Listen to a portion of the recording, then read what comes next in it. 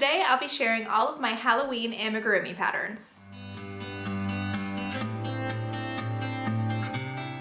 Hi, I'm Nicole Chase and welcome to my channel. I design fun and colorful amigurumi crochet patterns that are great for any skill level. In this video, I'll be showing you all of my amigurumi Halloween patterns. If you don't yet know how to crochet and you'd like to learn, you can sign up for my free amigurumi course for beginners, which I'll link in the description below. Let's get started. First up is my zombie bear pattern.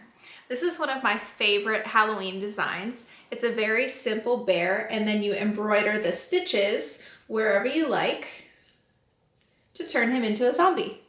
And I made this one in green, and then I also made this super bright highlighter pink zombie bear. Next up is my Frankenstein Bear, which just is a modification of the zombie bear. And you add the bolts on the side, and of course the color changes for the shirt. And then you can go ahead and add stitches as well, just like the zombie. So that's my Frankenstein Bear. Next up is my most recent Halloween design. This is Cory the candy corn, and this one has turned out to be way more popular than I had thought. It's a completely no-sew pattern. So you work the entire body as one piece and you crochet the arms and legs in place. And of course, if you prefer, you can just omit the legs and arms to just have a cute little candy corn. And I actually used this same pattern with a larger yarn to make a pillow. So I'll show that to you in a second. So here is my pillow version. And this was made with Sweet Snuggles yarn and a 9mm hook, where the original is made with worsted weight yarn. It's We Crochet's Bravo worsted, and a 4mm crochet hook. Here they are side by side. There's quite the size difference. And again, the pattern is followed exactly the same, just changing the yarn and the hook size.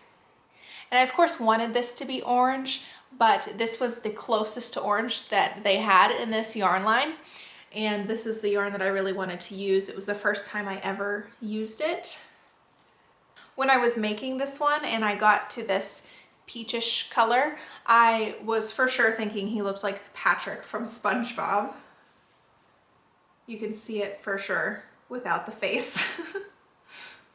So that's Cory the candy corn. Next up, I have this Plush ghost, which is actually my tiny ghost pattern, which we'll talk more about later.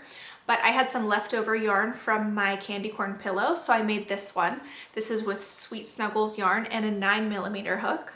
And then this is the same pattern in Parfait Chunky and a 5mm crochet hook. So again, the pattern is followed exactly the same, just with a different yarn and hook.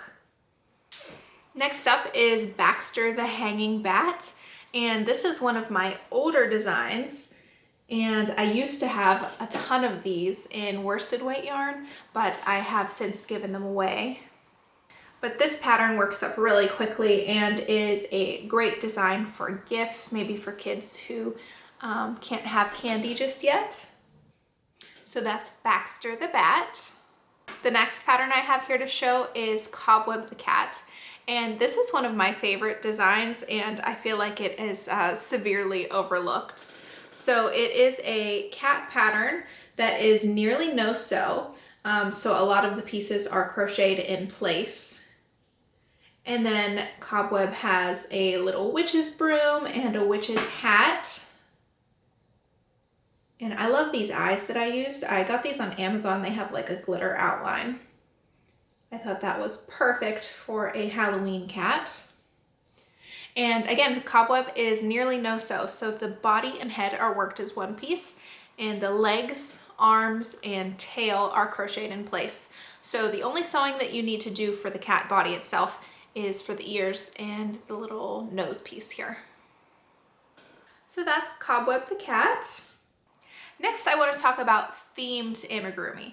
So obviously there are so many different great amigurumi patterns out there, and you might have a favorite. And one thing that I really like to do is take some of my favorite amigurumi patterns and turn them into a themed project. So first up, I have a candy corn version of Mini Poppy the Unicorn. And this one I made in Parfait Chunky and a 5mm crochet hook. And all I did was followed Mini Poppy exactly as written, and I just used orange and yellow for the curls. For the bottoms of the arms and feet, I did some color changes there.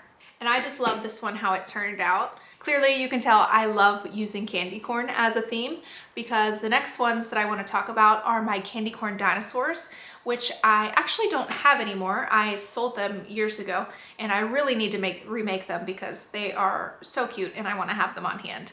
But I made a candy corn version of Mini Tanner the Triceratops, Mini Toby the Tarbosaurus, and Mini Stevie the Stinky Moloch. So I'm going to post a picture here so you can see what they look like. And I do have a blog post explaining all of the modifications and the details for the candy corn horns and things like that. So one of the great things about crocheting is that you're fully in charge of what the finished project looks like. So you can choose the colors and you can make it a themed if you like. So there are so many options out there for turning any amigurumi project into a Halloween plushie. Some ideas, of course, you can go with my personal favorite, a candy corn themed. You could also just do regular Halloween colors like orange and green, maybe purple. Some other ideas are turning anything into a zombie. Just like with the zombie bears, you can just add stitches to any of your plushies and boom, it's for Halloween. Another idea is to turn any of your plushies into a witch. Just add a little witch hat and maybe give her a broom and she's a witch. If the size is right, you could even use the hat and broom from Cobweb the Cat. Another fun idea that I've seen a few times is taking one of my dinosaur patterns and turning it into a spider theme. So I've seen like Mini Tanner the Triceratops made with like black yarn, and then they embroidered like a spider web across the frill. That looked really cool. And on the bottoms of the arms and legs having a spider web embroidered. So there are a ton of options out there to turn any regular amigurumi pattern into a Halloween plushie. The next patterns that I have to show you can be more of a base for your Halloween decor. So first I have the tiny ghost, which if you recall, I used to make a larger plushie. So here you can see all three side by side, and this is again with the exact same pattern. The next one that I have is a tiny candy corn, and the next one is a tiny pumpkin. So you might be thinking, what am I going to do with these tiny little creatures? There are so many options for using these.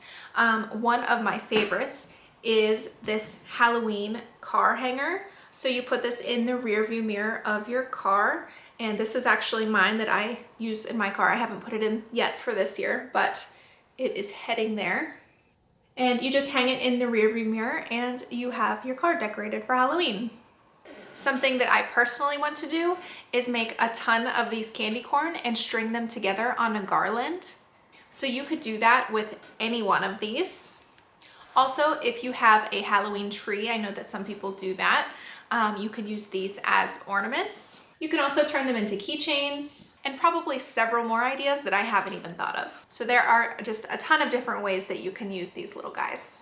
And of course, if you like these little designs, but you want them to be a little bit larger, use a thicker plush yarn and a bigger hook size, and you can turn them into little plushies. So that is all of my Halloween patterns so far. You can find all of these patterns for free on my blog, www.thenicolechase.com. I hope that you've enjoyed this video and gotten a few ideas for your next Halloween crochet project. Thanks for watching.